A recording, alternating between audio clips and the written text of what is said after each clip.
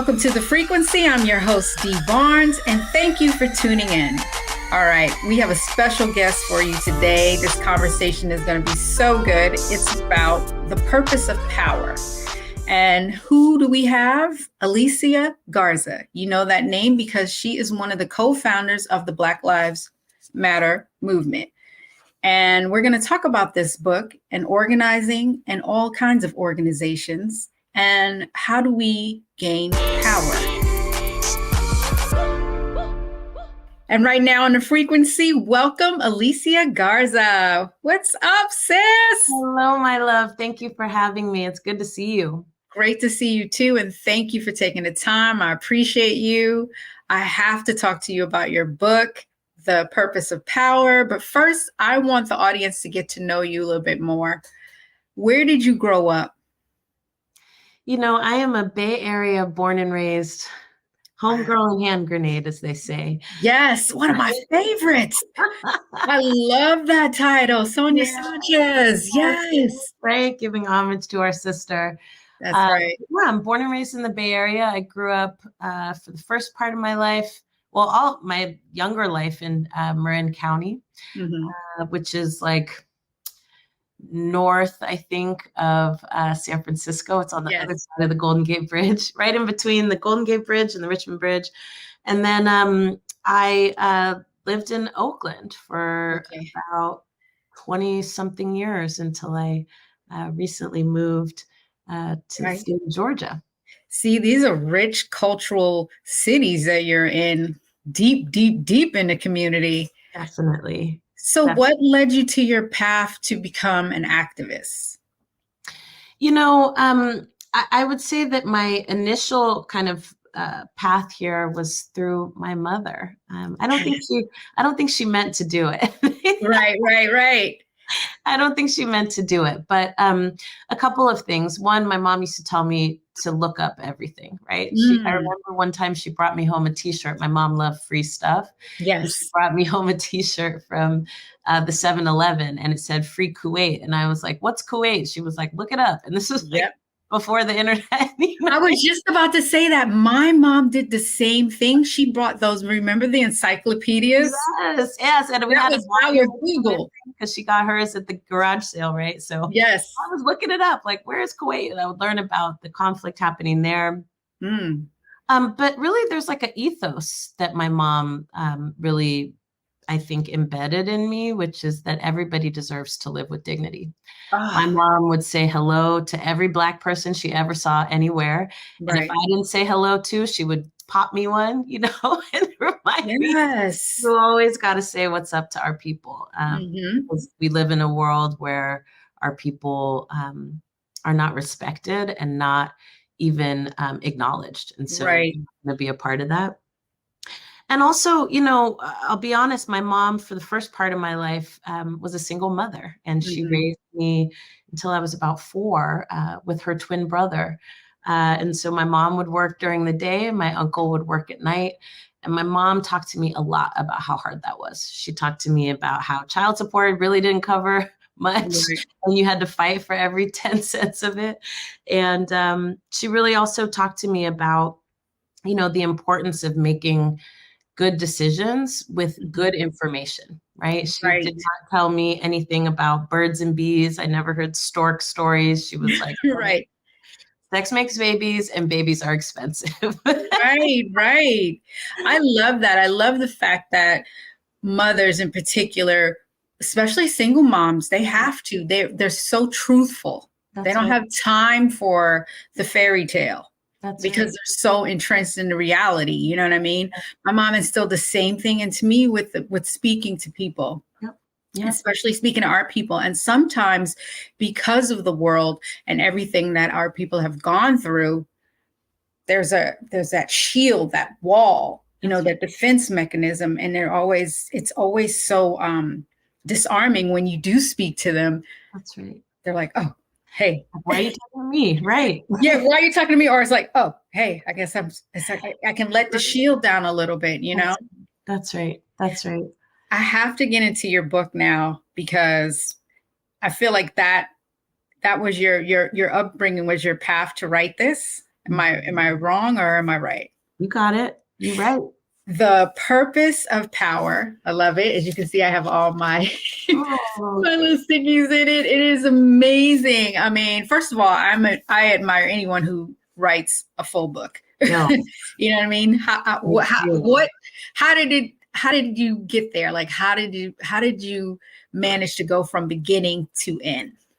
It's really funny. I have a few girlfriends right now who are writing books and they're trying to finish, and they're in the part of book writing, which I call just being in the tunnel. Yes. And you're like right in the middle of it. You can't see the light at the end and you can't see where you came from. You're just right.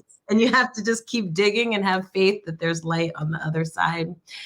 One of the things that really inspired me to write this book, obviously, was my mother. Mm-hmm. But in addition to her, because my mom always loved my writing and always wanted me to be a writer. Nice. Which, I had to, after she passed away, I didn't think I was going to finish the book. And I just knew, like, I got to do this for Mom. She would be very disappointed if I quit in the middle. But there was also like a political imperative for me. And, we were right at the precipice of a major election in this country where we could have made some decisions that were permanent, right? Right. And I'm, of course, referring to the election between Trump and Biden. Yes. And really, it's not a party thing. Like many Black people, I do what I think is in my best interest. Right, of course. I mean, most people do. Right. But for me, what I was looking at was the movement perspective. And, there's not a lot of books on organizing. There's a lot of things that are retrospective and look back.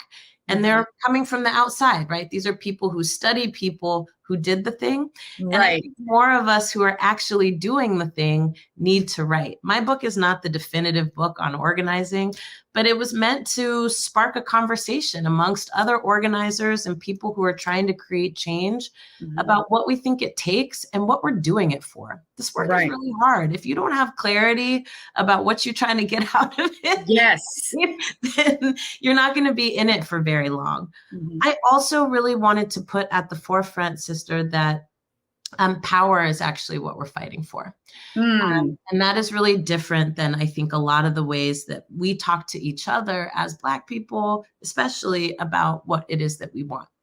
I think we're taught in some ways that what we want is like white people's version of the thing, but make it Black. And I'm like, I'm not sure. I think we want the ability to make decisions for ourselves. And I think we want the ability to create systems that don't actually result in inequity and poverty and pain. And in order for us to do that, we actually have to consider, what does that take? It's not just empowerment, right? We talk to each other, and we get talked to a lot about feeling good about ourselves in the midst of conditions that are terrible, rather than changing the conditions themselves so that you actually can feel good and be doing good at the same time. Right. That's really what I'm trying to put on the table with the Purpose of Power. This is amazing. I'm so grateful we're having this conversation because there's so much I want to ask you. First, I want to break down what you said about movement. And it's something you said that was so profound in the book. You said that hashtags do not start movements, people do. That's right. And I was like, hello, because this generation is all about the hashtag. So can you break down what you meant by that? Yeah, well, I've come to start saying that over the last decade because, with the rise of Black Lives Matter, I think the most common question that I would hear, besides, don't all lives matter, which. Right. Yes. Right? But the most common question that I would hear is, well, how did you start a movement from a hashtag? And I was like, I don't understand. That's not what happened here. Right. One, these movements are old, right? And they ebb and flow, right? I didn't start a movement. I started an organization with my sisters that is in the Black radical tradition, right? Right. And we didn't create that, right? Our people created that. through unspeakable conditions. And it came before us. And if we do our jobs right, it'll come after us too. But we'll be winning things that have us able to fight for other things, right? We can have new problems to solve instead of trying to keep chipping away at these old the ones. Same problems. How the same problems the generation before us had, and it reminds me so much of James Baldwin. Exactly. When exactly. How long do we have to wait for the progress? How long must we wait? How long must we wait for the progress? I'm just, it's profound when you say that you're chipping away at something that we're still dealing with. We're still dealing with it. Okay, listen, we're going to take a break. When we come back, we're going to go more into what we're still dealing with right here on the frequency on the Black Star Network.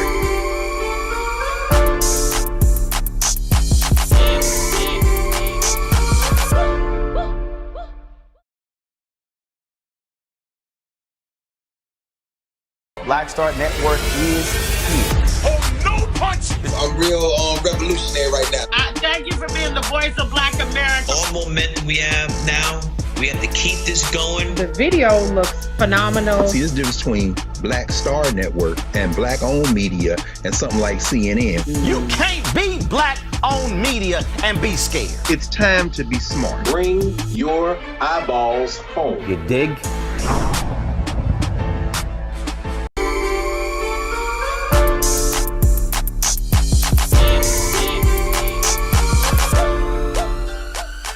Back right here on the frequency with Alicia Garza, and we are talking about the movements and the movement that we're in right now and the battles that we are fighting. As African Americans are still fighting to this day, that we seem to have been fighting for generations. Alicia, welcome back. Thank you. When you said that, like I was just telling you, it made me want to laugh and cry at the same time, because why do you think that the progress is taking so long? We've sent out this message over and over again. What is it going to take? Mm-hmm. I think it's got to take a couple of things. Yes. And what I'm going to say, Sister Dee, you're going to understand deeply. One, I think it takes power. So we need to be making the rules. We need to be the people who are setting the agenda.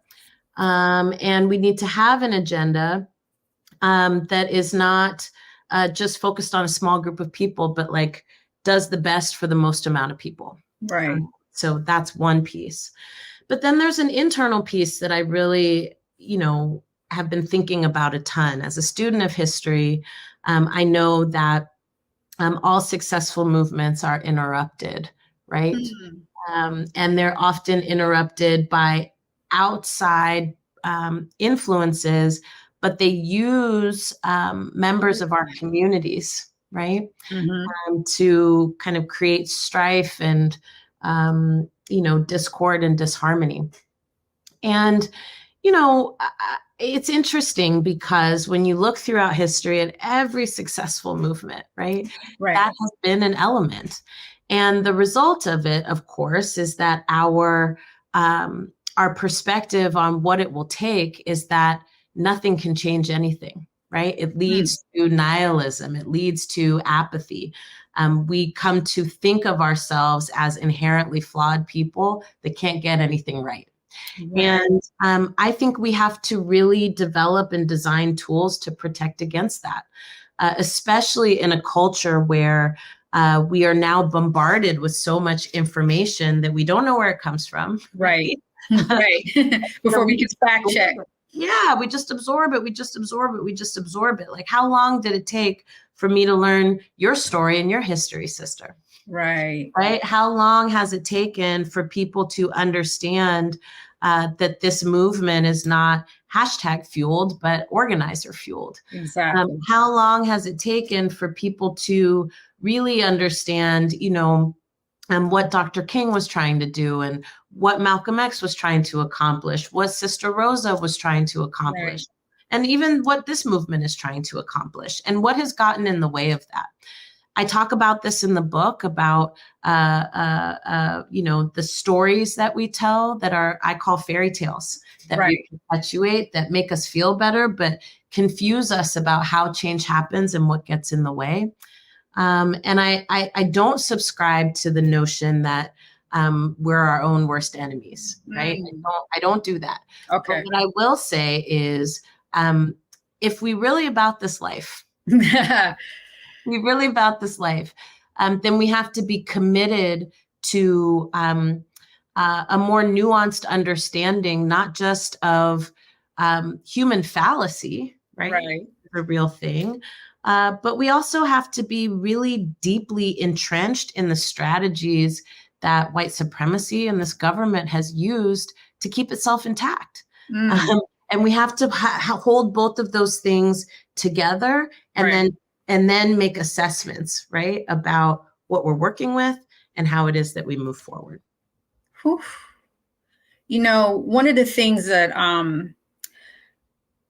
each of these movements within the community, I've always, admired and tried to get involved with, but I never understood the process of an organizer and how do you organize? Yeah. Can you please break that down for the audience? Because I know there's people out there that are like, I want to do something. I feel like I need to do something, but they don't know where to begin. They don't know how the process starts. And I'm one of those people. So please walk me through it, because I really want to know. I've been part of, for example, with hip hop, we were part of this process, the All in the Same Gang project, which was to stop gang violence. And I was all in, from the music part to the, we had these giveaways, and of course, corporate sponsorship got involved, and, then it becomes another thing.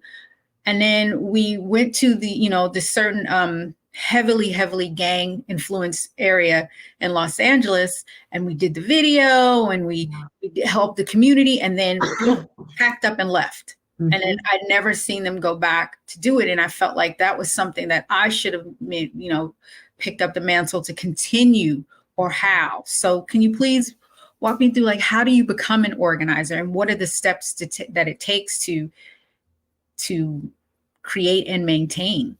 Yeah. Well, first and foremost, I'm so glad you told that story, Sister Dee, because, I think where and who you work with is just as important as what you do. Oof. Yes. Yes. So, you are giving us some truth bombs today. Go ahead. I often say, it's important to figure out what you care about, and to find other people who care about the same things that you do. Right. But it's also important to understand, or to even consider, right? What's important to me about how the work gets done and who I'm working with. And I often find that people don't do that extra layer, right? And so then they get really deeply disappointed when they encounter something like what you encountered, right? Which was a misalignment, right, of goals and outcomes. Okay. Yes. And so, there are so many incredible organizations out there who prioritize and really live their values around, participation, right? And engagement, direct engagement, and really being led by people who are being impacted by the problems that you're trying to solve. People who are more relationship focused and based rather than, but there's lots of different ways to approach change, right? You can, give stuff away, right? That's a way to approach change. Right. And you can also give people the tools that they need to be the change makers themselves. Exactly. So whatever your approach is, find a group that shares your approach, not just the same thing you care about. And then the other thing I would say is that organizing is fundamentally about building relationships among people who don't currently know each other, who care about the same things and want to take action together. And so to be an organizer, you really need to first and foremost be somebody who can do good listening. Right. Somebody who is also themselves willing to share, your vision, your hopes, your fears, right? And then also someone who is thinking about over time, how do we think we solve this problem? Okay. And I think with organizing, we have this idea, right, that there's one person. This is an example of those fairy tales.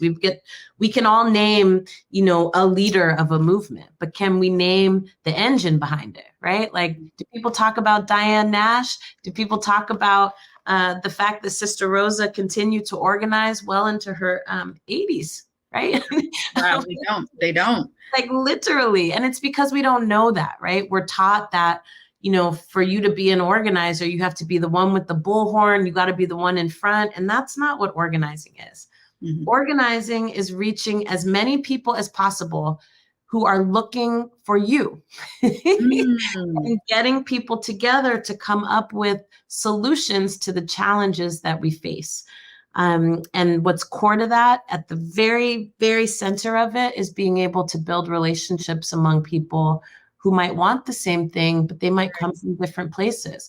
How do you build bridges amongst people's differences in order for us to take action together? Not get rid of the differences. The differences are not a bad thing. Right. It's how do you bring all those different elements together so that it becomes a song? Okay. Really what an organizer is. Is this something that you've always wanted to be when you were growing up? Like, I can't see you as a little child, even though you were raised in Oakland. So you had like the Black Panther, influence, community-based influence on you. But was that something that you wanted to do when you were like younger? You were like, this is what I want to do, maybe politics or something community?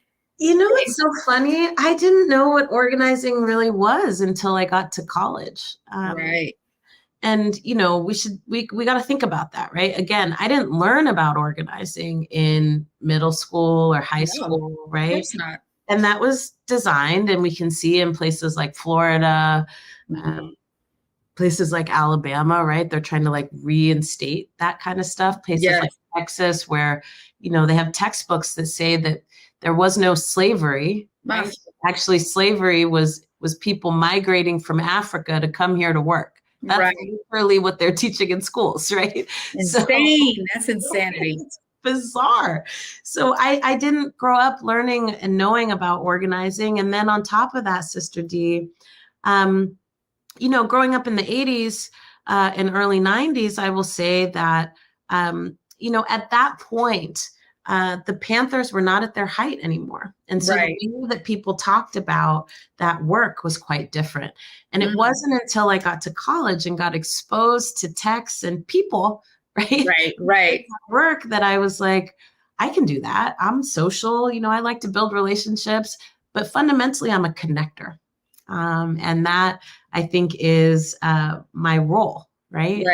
What I'm good at. I'm good at bringing people together who don't think they have anything in common to like get stuff done together. And so you really shocked me there for a minute, thinking about your upbringing in Oakland. They're not teaching what the Panthers did in school. It's silence. It's almost, not at all.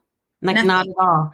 But what's cool is as an adult, I can tell you, Panthers are everywhere. Like I run into Panthers at the grocery store, at the doctor's office. When you go out to eat, it's like folks are still very much alive, very much active. A lot of the programs that people began are still in existence and still taking care of our people. You know what I mean? So some of it is like being able to also expose people, right, to what's in front of their face. That is also a part of organizing, right? Like we're all taught to see the world a certain way, and the way we're taught to see the world benefits a certain group of people and benefits a certain arrangement. And as an organizer, right, your role is often to expose people to different perspectives, right, and different ways of looking at things, and to really also expose how power operates, right? It wasn't until somebody organized me, right, that I understood, not only was I not taught this stuff, right, but there was actually an agenda behind not teaching me these things. Then I became committed to finding out more, right? Exactly. More. I feel like this is what people are doing now on YouTube, but they're going down weird, like rabbit holes that may not take you into a good place. Yeah. Radicalizing people in different directions. We're going to take a break, and when we come back, we're going to get into our favorite chapters, the purpose of power, right here with Alicia Garza on The Frequency on the Black Star Network.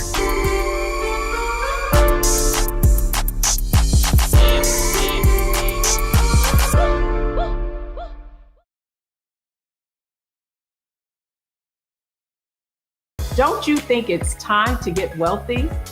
I'm Deborah Owens, America's Wealth Coach, and my new show on the Black Star Network focuses on the things your financial advisor or bank isn't telling you. So watch Get Wealthy on the Black Star Network.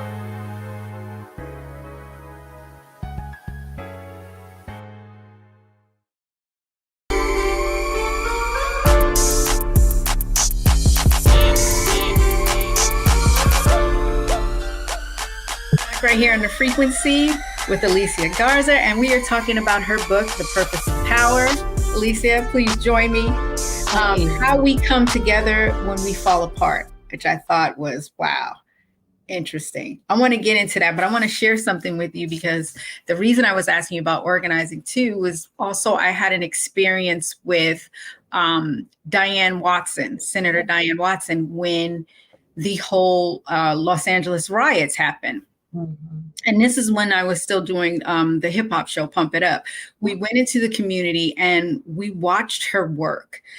And it was amazing because, you know, everything got burned down and they needed stuff like simple things like diapers, baby formula. And she had all these, you know, organizations that were coming in and donating stuff. And then she was organizing it and having people, you know, get it out to the community. And it was amazing to see. She was the front face, like you were talking about, but then she had all these people behind her that were doing it. And as I was, you know, speaking to her, just like I'm speaking to you, I was in awe because it was like, how does she do it? How is it being done? And I feel like your book, definitely for me, got to keep showing it because I love it. I'm going to give it out to a couple of people as gifts because like, it's a textbook on how to get it started. And when you say how we come together when we fall apart, it made me think about that moment in the Los Angeles riots where everything fell apart and then now we have to rebuild. Yeah. So what are some of your favorite chapters in the book? Oh, I have so many favorites. Okay. You know, it's funny because in writing the book, I don't think I did as much editing as I would have done if I had allowed myself to like think about it, right? Right. Stuff that I felt like just needed to be talked about that I felt like could be controversial, but shouldn't be, right? Like these are, again, in the same way that, right, like SNCC had all these debates about, you know, do we register people to vote or do we train people how to do direct action, right? Right. I feel like there are a series of debates that we need to have as a generation and figure out where we land in terms of how do we think we win in this moment? How do we think we come together when everything is very clearly disintegrating? One of my favorite chapters in this book is pedestals, profiles, and platforms. And you know, it's a piece of the book where I really talk about how for the first time in my lifetime, you know, activists really got celebritized, right? Yes.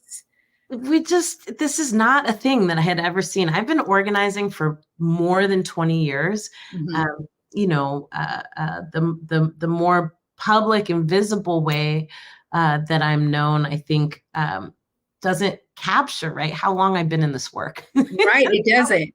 I just want to say, like, this has not happened before in my lifetime where, you know, you have activists walking red carpets and, you know, we were fortunate enough to be named as like Time's most influential people of the year. Like, this is not a thing that happens. And, you know, there's all kinds of ways that people approach it. Some people have a real disdain for it and feel like it's opportunistic or it's somehow shady. You know, other people come into this work because that's what they want. Right. So we're kind of in that era now. And, I really make this argument that it's not that it's inherently good or bad. It's that you have to have clear strategy on what you're using it for. If you're using it just to boost your own personal profile, right? That's not actually moving us forward as a community. But if you're using those that level of exposure to also expose people to the issues and concerns and demands of your community, then that's a whole other conversation, altogether. I also kind of talk a little bit about the gender disparities, right? Of like who gets highlighted and who doesn't and why. And I talked a lot about, how, often it's men, right? Exactly. Heterosexual men that get placed at the forefront. I remember seeing this cover, I think of like Vanity Fair, that made me want to like pluck my eyeballs out, right? Not because I don't love me some Tracy, because I love her. Right. Tracy. But because it was like, they were doing this like Martin Luther King, Malcolm X themed thing with like the woman in the background, but that's like not what was happening. Right. And actually what has been so powerful, I think, about this last decade is that we've really seen the increase of public visible leadership from women, from queer people, from trans people, right? And I think that is deeply important. And yet we had these kind of mainstream narratives, right, that we're still holding on to about the powerful man and the strong woman behind him. And so, we talk about that in that chapter. Another chapter that I'm really, that's relative to that is this chapter on imposter syndrome. Oh man, you're hitting the truth bomb, because I've been feeling that lately. I have been in it. Yeah, it's my love letter to us, honestly. And I talk about, right, how it's not so much that there may be some piece of imposter syndrome for Black women and women of color where we feel like we don't have the appropriate skills or we're just not good enough, right? But also patriarchy is a real thing. And, living in a world where men get to be mediocre. Okay. I'm talking the bare minimum. Just nothing. Literally. Just don't want a t-shirt, don't brush their teeth. No, and the audacity of it all, right? The audacity of it all. And but we live in a world where we have to navigate, when we say something, people look at us funny, but when a man says the same thing less skillfully than we did, right? Right. And everybody flocks towards what they said, even though it was your idea. Exactly. And so I want to highlight that because I think there are still. And when we say it as women, we get picked apart. Totally. And that's on so many levels, right? Right. Whether it's, telling our stories, right, of how we've been done wrong, whether it's giving our ideas for how it is that we move forward. Right. Our ideas are considered to be less valid than that of people who occupy positions of power in our society. And we still have to talk about it. And so I really wanted to put that chapter in there because I wanted people to understand that just because we're fighting for a world where there's justice and freedom and liberation doesn't mean that we're not still intentionally or unintentionally perpetuating the same dynamics that we're trying to intervene on.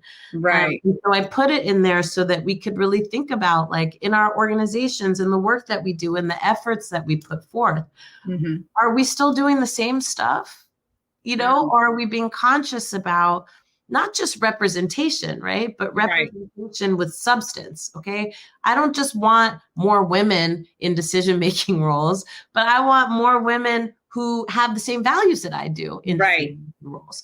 That's what made me feel like your chapter on the power of identity politics. That was one of the ones that I was thinking about, because just that word, identity, can you break it down for the audience so they... Well, yeah, that word comes from us. I mean, identity politics is actually a movement phrase that comes first through the Combahee River Collective and people like Barbara Smith, right? Who talked about how they cannot separate their politics, right, from who they are in the world, Right.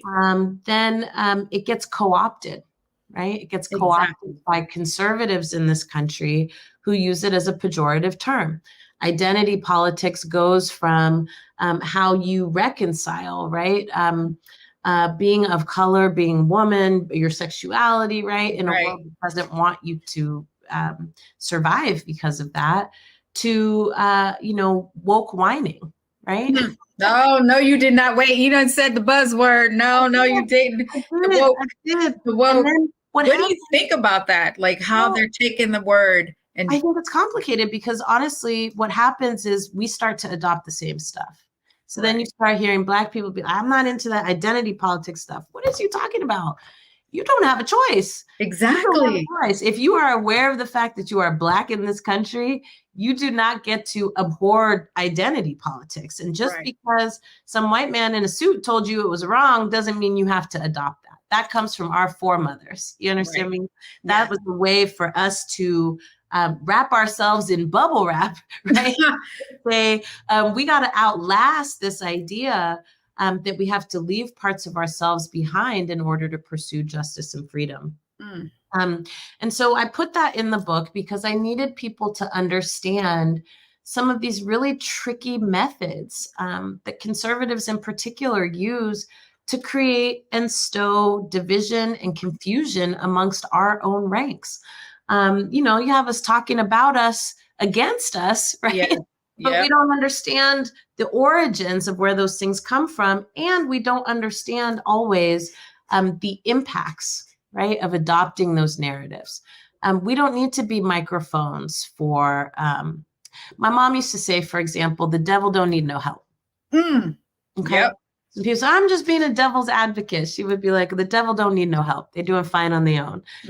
Conservatives don't need help in terms of getting their message out. We shouldn't, keep kicking around their language, trying to draw people's attention to it, because all it's doing is embedding it. Right. What we do have to do, though, is organize our people, make sure our people are equipped with the information that we need to be critical thinkers, right? And to see through the nonsense and also to see what's on the other side.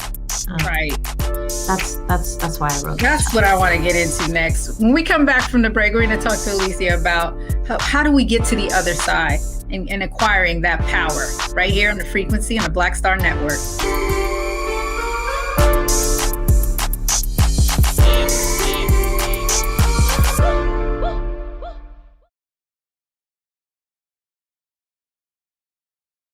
When you talk about blackness and what happens in Black culture, we're about covering these things that matter to us, speaking to our issues and concerns. This is a genuine people-powered movement. There's a lot of stuff that we're not getting. You get it, and you spread the word. We wish to plead our own cause. Too long have others spoken for us. We cannot tell our own story if we can't pay for it. This is about covering us. Invest in Black-owned media. Your dollars matter. We don't have to keep asking them to cover our stuff. So please support us in what we do, folks. We want to hit 2,000 people, $50 this month, raise $100,000. We're behind 100,000, so we want to hit that. Y'all money makes this possible. Checks and money orders go to P.O. Box 57196, Washington, D.C. 20037-0196. The Cash App is $RM Unfiltered. PayPal is R Martin Unfiltered. Venmo is RM Unfiltered. Zelle is Roland@RolandSMartin.com.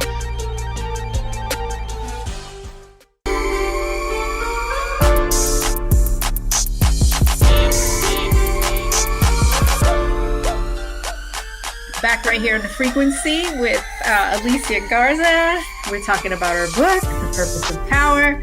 Alicia, please join me because I want to talk about what you were saying, how we get to the other side and, power. Like, how do we get the power? I know you touched on it a little bit earlier, but how do we get power? Well, we got to organize. We got to pass laws, and we got to put people in positions that can help us. Power. That's basically it. That's basically it. And I think that's important because I think a lot of people haven't fully thought about how power works and also how we get it. Right. And so I hear people all the time being like, we should just boycott or we should just not participate. And I'm like, okay, I hear you. Mm-hmm. But here's the challenge with that. It makes you feel good. Right. It definitely makes you feel good. But the machine continues without you, and it makes laws about you, and it makes laws without you. And so if you're abstaining, from moral objection, I get it. Mm-hmm. I get it. But like, who stops the machine? Are you thinking about getting into politics, like running for any type of office? When I was in Oakland, I thought about it. Mm-hmm. We're a tight-knit community there, and we've got some of the best people to do it coming out of our state. Right. I am really excited to support, one of my mentors and sheroes, Congresswoman Barbara Lee, for Senate. Yes.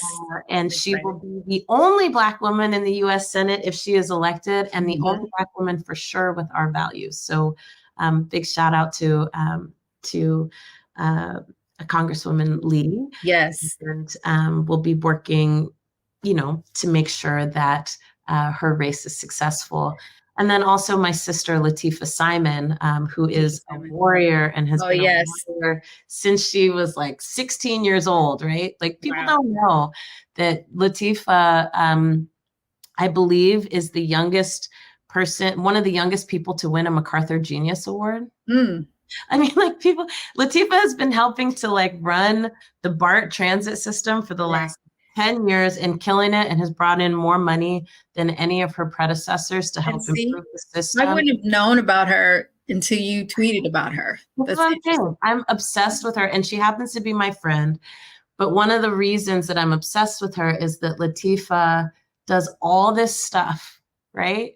And she just moves how she moves. She doesn't do it for the accolades, right? She just moves how she moves, like, putting community ambassadors on BART instead of police officers, right? Like she knows what's up. So she is running for Congresswoman Lee's seat. And so this time next year, we could be putting 2 Black women from California into the United States Congress, which I'm 100% for. And I would just love to work for and behind them. That would make me so happy. That's how you get involved. You're working as a support system. I see you. I see you as like the help from the foundation.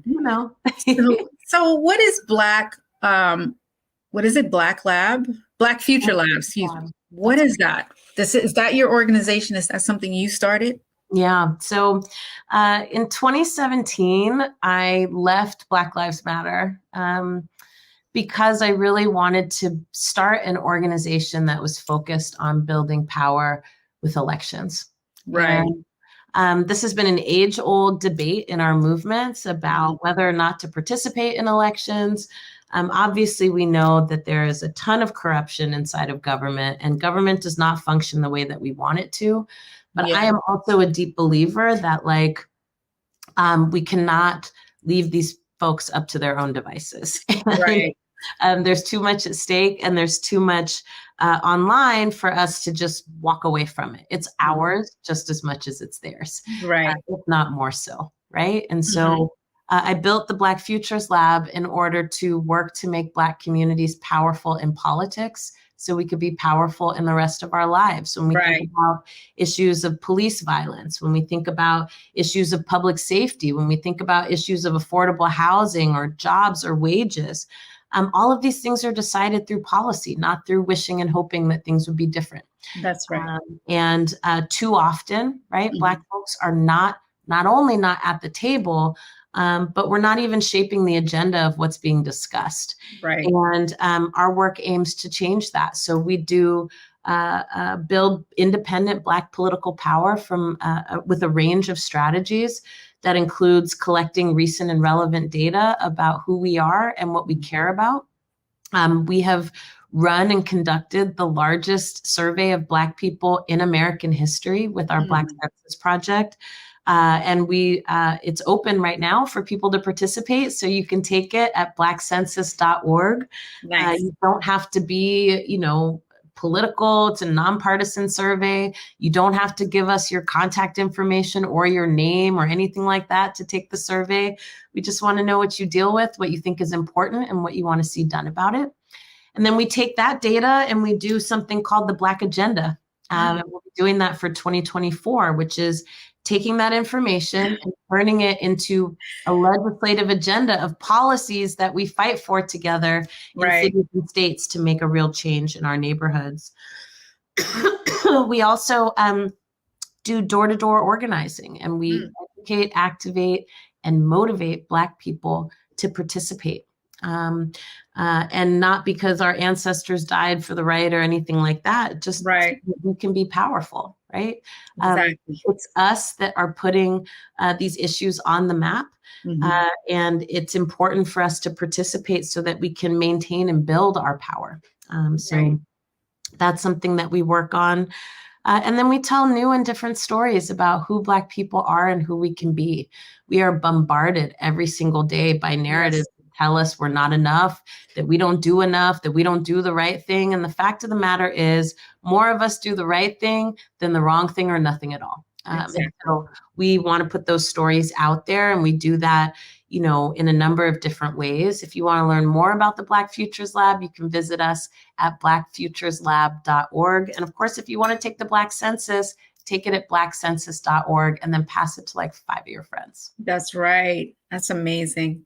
I have to ask you, you know, you said that in 2017, you left Black Lives Matter.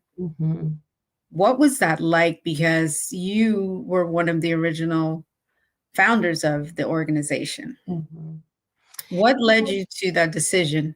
Yeah. Look, I've always been an organizer at heart, and I feel very strongly that there are multiple ways to make change. For me, I don't think it makes sense for all of us to be concentrated in one lane, right? You need many approaches, many perspectives. And for me, I felt like, look, like it's no shade to any way that anybody else wants to do a thing, but where my heart is and where my passion is making sure that we pass laws that change the lives of Black people.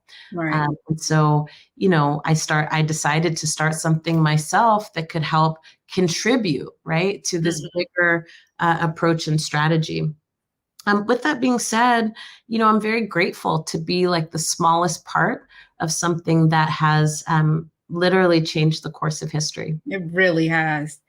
It really has. And I have to tell you, thank you. Thank you for doing that, you and your sisters, because that has really, I think it has helped a lot of people, Black people, just have an umbrella to come underneath to connect, and not just Black people. I mean, it connected all people.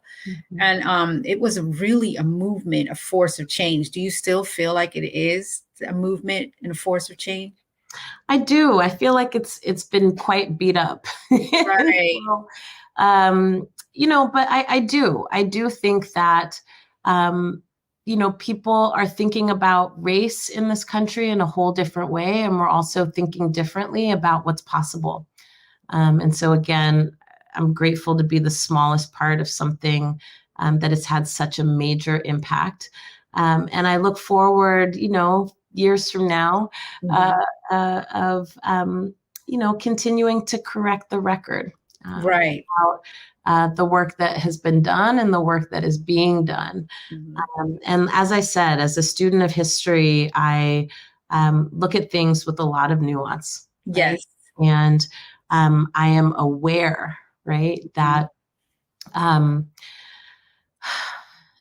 that this movement has had such a global impact that it has a bullseye on its on it. And so I don't take that lightly. Has it been a bullseye on you?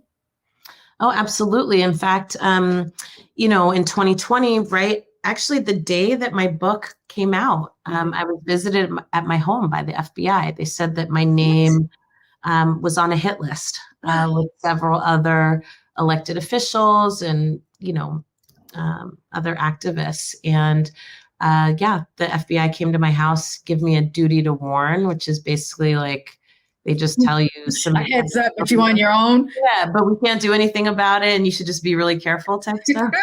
But interestingly, next month, so the people were caught, and it was actually not just one person; it was like 9 or 10 people that were a part of a Aryan Nation cell. Oh my God! They had planned to blow up power grids and kill a bunch of people, and they're actually going on trial pretty soon in North Carolina. So.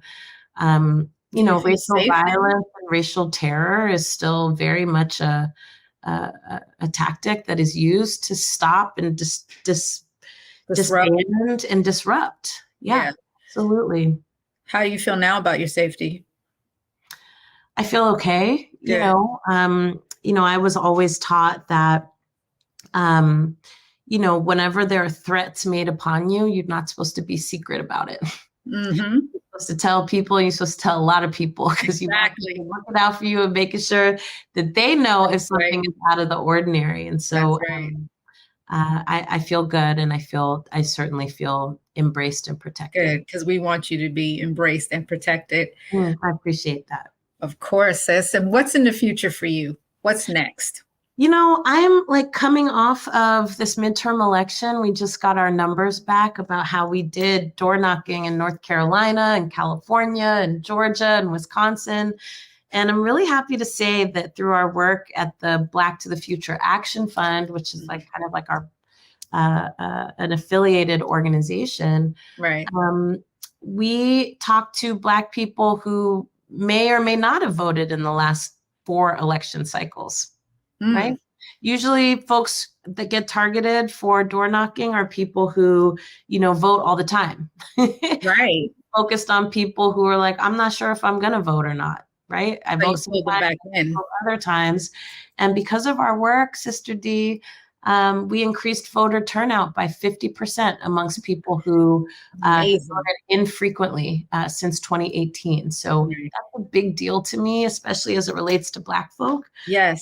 So I'm going to keep doing that. We're still working on the Black census. We're trying to get to 200,000 responses, and we're about halfway there. Again, we are like shattering records for collecting data on Black people. This literally is the largest survey of Black people in the history of this country. Right. And you can be a part of that. So I'm just doing that. And then also have some creative projects on deck that I hope are able to get off the ground and get out long. But we'll tell more when it's kind of on the way. Thank you for sharing that with us, and thank you for sharing your time with us. This has been an amazing conversation. I have to tell everyone, please read this book, The Purpose of Power, How We Come Together When We Fall Apart. It is amazing. I'm giving it out to several people. I want my daughters to read it. I think it's important, and I hope that it'll inspire me to take the mantle and do something on that level. You're already doing Never be on your level, but close and supporting it. Already doing it. So thank you, sister. I really appreciate you. Thank you for being here. Thank you for having me. All right. And you stay safe. We love you. We love you. We appreciate you. Thank you. With that. Okay. Good. Big hugs and much love. Thank you for having me. Thank you.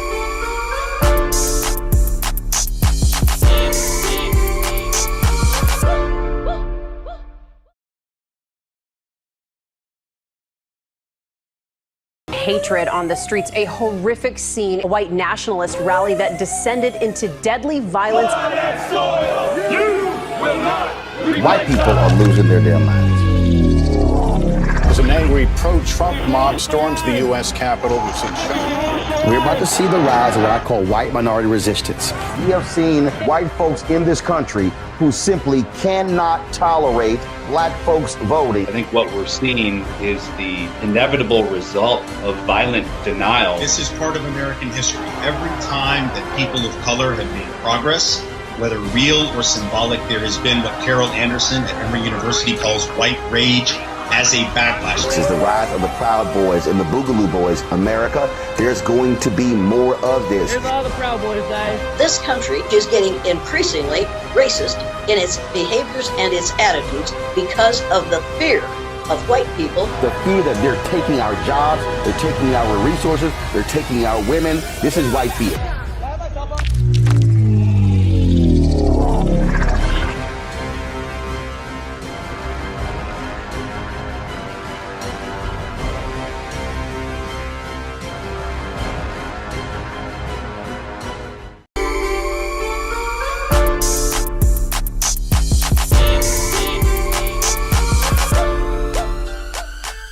All right, another episode of The Frequency with this book right here, The Purpose of Power, How We Come Together When We Fall Apart by Alicia Garza. I want to thank her so much for the truth bombs that she let off today. She really helped us understand the meaning of the movement, Black Lives Matter, and all the things we talked about, discussing politics.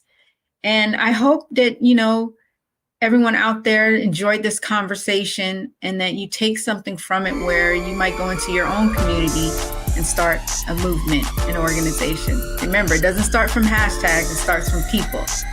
Thank you. I'll catch you next time.